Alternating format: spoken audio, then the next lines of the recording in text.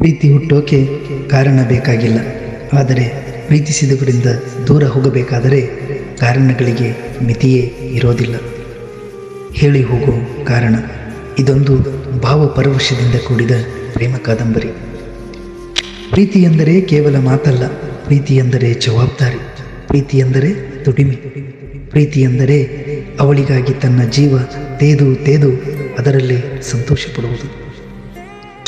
ಪ್ರೀತಿಯ ಹೂವನ್ನು ನಂಬಿಕೆಯ ದಾರದಲ್ಲಿ ಕಟ್ಟಿ ಭದ್ರ ಮಾಡಿದ್ದ ಹಿಮವಂತ. ದೇವರನ್ನು ಹೀಗೆ ಪ್ರೀತಿಸಲಿ ಎಂದು ಹೊರಟು ಹೋದ ಪ್ರಾರ್ಥನಾ. ಅವನಿಗಾಗಿ ತನ್ನನ್ನು ತಾನೇ ಬದಲಾಯಿಸಿಕೊಂಡ ಊರ್ಮಿಳ. ತನ್ನ ಬದುಕೆ ಕನಸಿಗಾಗಿ ಎಂದುಕೊಂಡು ಬದುಕಿದವನು ಕೊನೆಗೊಂದು ದಿನ ಆ ಕನಸನ್ನೇ ಬೇರೆಯವರಿಗೆ ಒಪ್ಪಿಸಿ ಬಿಟ್ಟು ಹೋದ ಹಿಮವಂತ. ಆದರೆ ಅವನು ಕಾರಣ ಕೇಳಲಿಲ್ಲ. ಅವಳು ಕಾರಣ ಹೇಳಲಿಲ್ಲ. ಇಲ್ಲೊಂದು ಹೃದಯ ಗೆಳತಿಗಾಗಿ ಕನಸನ್ನು ಕಟ್ಟಿಕೊಳ್ಳುತ್ತಿದ್ದರೆ ಆ ಗೆಳತಿ ಇನ್ನೊಬ್ಬರ ಕನಸು ನನಸಾಗಿಸಲು ಹೆಜ್ಜೆ ಇಡುತ್ತಿದ್ದರು.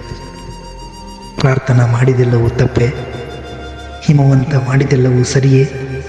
ಹಾಗಾದರೆ ಅವಳು ತನ್ನವಳು ಅಲ್ಲ ಎಂದು ತಿಳಿದಾಗ ಹುಟ್ಟಿಕೊಂಡ ದ್ವೇಷಕ್ಕೆ ಏನೆಂದು ಕರೆಯುವುದು? ಅತಿಯಾದ ಪ್ರೀತಿ ದ್ವೇಷಕ್ಕೆ ನಾಂದಿಯಾಯಿತೆ. ಪ್ರಾರ್ಥನಾಳ ಮನದಲ್ಲಿ ವ್ಯಾಮೋಹದ ಚಿಗುರುಡಲು ಕಾರಣ ನಾನೆಂದು ಮರೆತು ಬಿಟ್ಟಳ ಊರ್ಮಿಳ. ದೇವರಂತೆ ಆರಾಧಿಸುತ್ತಿದ್ದ ಹಿಮುಯಲ್ಲಿ ಅಸೂಯೆಯಿಂದ ಹುಟ್ಟಿಕೊಂಡ ದೇಬುವಿನ ಪ್ರೀತಿಯಲ್ಲಿ ಹೋಲಿಸಲು ಸಾಧ್ಯವೇ? ಆರಾಧನೆಯ ಶಕ್ತಿಗಿಂತ ಕಾಮದ ಮೋಹವೇ ಅತಿಯಾಯಿತ? ಪ್ರಶ್ನೆಗಳು 108. ಆದರೆ ಉತ್ತರ: ಸಂದರ್ಭ ಮನುಷ್ಯನನ್ನು ದೇವನಾಗಿಸಬಲ್ಲ, ರಾಕ್ಷಸನೂ ಆಗಿಸಬಲ್ಲ. ಹಾಗಾದರೆ ಕೊನೆಯಲ್ಲಿ ದೇವರಾದವರು ಯಾರು? ರಾಕ್ಷಸರಾದವರು ಯಾರು?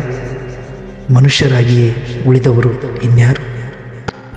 ಹೊರಟೆ ಹೋಗುವೆ ಎಂದು ನಿರ್ಧರಿಸಿದವರ ಜೊತೆಗೆ ಕಾರಣ ಕೇಳಿ ಸಾಧಿಸುವ ಸಾಧನೆ ಏನಿದೆ? ಕೇಳುತ್ತಾ ಹೋದರೆ ಸಿಗುವ ಉತ್ತರಗಳಿಗಿಂತ ಉಳಿಯುವ ಪ್ರಶ್ನೆಗಳೇ ಜಾಸ್ತಿ. ಹೇಳಿ ಹೋಗೋ ಕಾರಣ.